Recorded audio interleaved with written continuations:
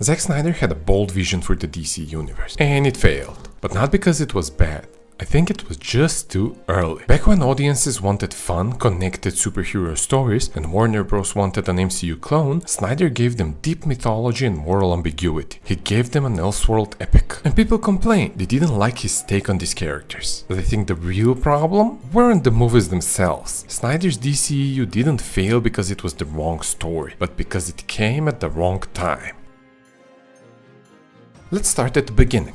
From around 2005 onward, DC were on top of their game with the Dark Knight trilogy. These movies, directed by arguably the greatest director right now, Christopher Nolan, who worked on the story together with David S. Goyer, were both a financial and critical success. Collectively grossing over $2.4 billion at the worldwide box office, the trilogy has become a classic in the superhero genre. But Marvel was quickly catching up. From 2008 up to 2012, they released a total of 6 films, which grossed over $3.8 billion at the global box office and received generally positive critical and public response. The 6th film of this phase 1 of MCU movies was The Avengers, which earned $1.5 billion globally and became the 3rd highest grossing film of all time. But more than just being a financial success, these movies introduced the general public to shared universes and made them popular. Marvel had a great formula on their hands: make individual movies for each character, hint at a greater story, then bring all of the characters together in a big finale. And it worked. People loved it, and more importantly, studios noticed. As early as 2008, Warner Bros. And DC were working on a new Superman film. David S. Goyer had come up with a Superman story, which impressed Christopher Nolan, who then pitched it to the studio. Impressed by their work on the Dark Knight trilogy, the studio decided to go ahead with their idea. Eventually, in 2010, a director was hired for the project.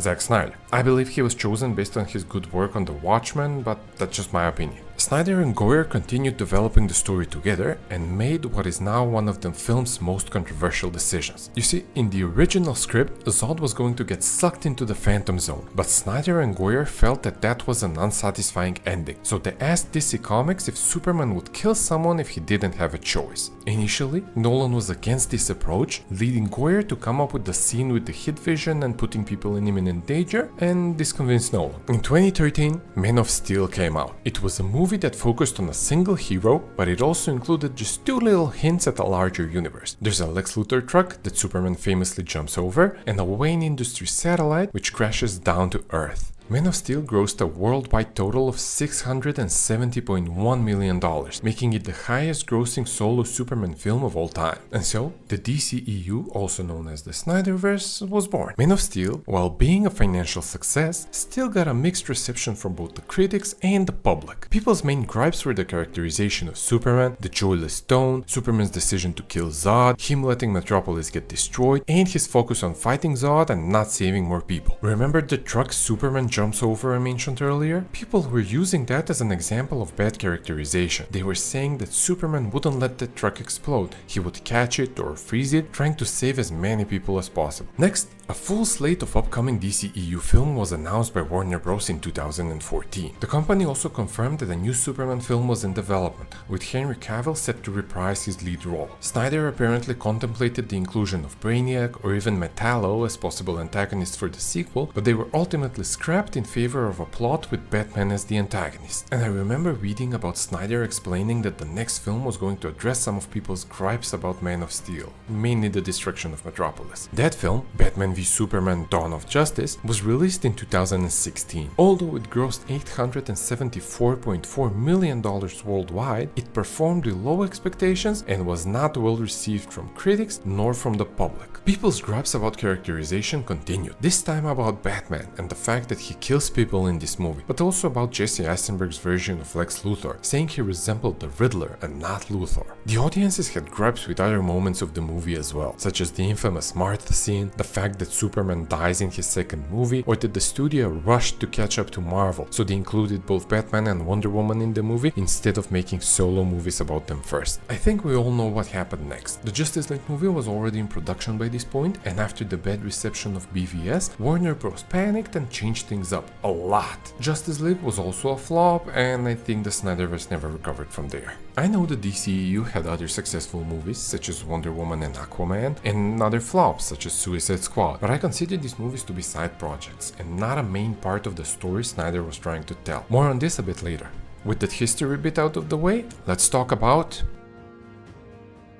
Like I said in the beginning of this video, I think the problems that these movies had weren't with the movies themselves, but rather it was a problem with expectations. Expectations from the audience and expectations from the studio. Let's start with the audience's expectations. You see, back then, people wanted to see their favorite DC heroes on the big screen, just as they were in the comics. All DC live-action movies before weren't exactly accurate to the comics. The Dark Knight trilogy, for example, put Batman in the real world. Bale's Batman could never fight villains like Clayface or Mr. Freeze. All other DC movies were standalone, with no hints to a larger universe. People simply wanted to see the characters interacting like they do in the comics. They wanted what the Justice League and Justice League Unlimited animated series gave them. They wanted a shared universe with new movies coming out for decades. And Snyder didn't give them that. He gave them a darker Superman who fought like he didn't care for collateral damage. He gave them a Batman who killed and used guns. He had his own story to tell, which is perfectly fine, but that's not what the people wanted.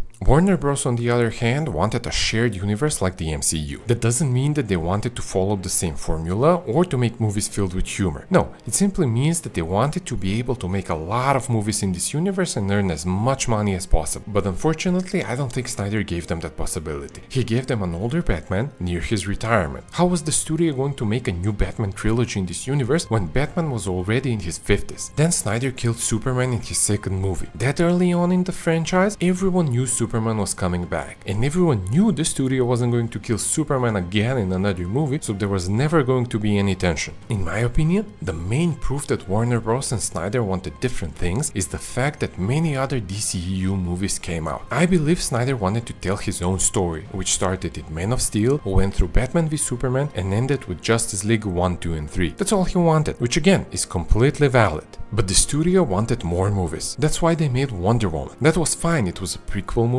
and it tied in nicely with the story Snyder was trying to tell. But they also made Suicide Squad, which shows that metahumans are common in the universe and they have been around for a while, while in Man of Steel, Superman was shown to be the first one. They also made Aquaman, which was a commercial success, but it was really different in tone to Snyder's movies. They made Shazam, which again was different in tone, and plus the character was never planned to be a part of Snyder's Justice League movies. These are only some of the examples. My point is that the studios tried to use Snyder Vision as a basis for a shared universe that could go on forever, while he only wanted to tell a contained story that would end with Justice League 3. Don't get me wrong, I love Snyder's movies. I think they are pretty great. They offer a different version of the characters we know and love, and that's perfectly fine. Not to mention that the cast was on point, the movies are visually stunning, and the action is top notch. But they are still what I consider Elseworld stories. Stories that are different to what we read in the comics. And I think this could have worked perfectly if they were released now instead of in 2013. Hear me out. Imagine for a second that in 2013, instead of Snyder's Man of Steel, we got something closer to the comic books. Maybe something like what James Gunn seems to be trying to do now, though I haven't seen that movie yet. Imagine for the next 15 years, we got movies and TV shows that were basically the Justice League cartoons in live action. Imagine both the audiences and the studio got what they wanted in the first place. And then when the people get tired of it, they announce a new franchise, Elseworld stories, separate from the main continuity of movies, made for more mature audiences that take the characters we know and love and gives them a spin, puts them in a more realistic world. I think if the Snyderverse came out today, after a more mainstream version of the movies had already been made, it would have been a huge success. Think about it. People are getting tired of superhero movies. They don't want the same safe films over and over. They want something different. And mature superhero stories are popular now, with things like The Boys, Invisible, even Matt Reeves' Batman, and even the Joker being really successful. So I believe that if you gave these people the Snyderverse now, it would have been successful. I truly believe that the Snyderverse failed simply because it came out at the wrong time. But hindsight is obviously 2020. That's all I have to say on this topic for now, folks. Thank you for watching. But please tell me, what do you think about this? And consider hitting that subscribe button. See you soon. Peace!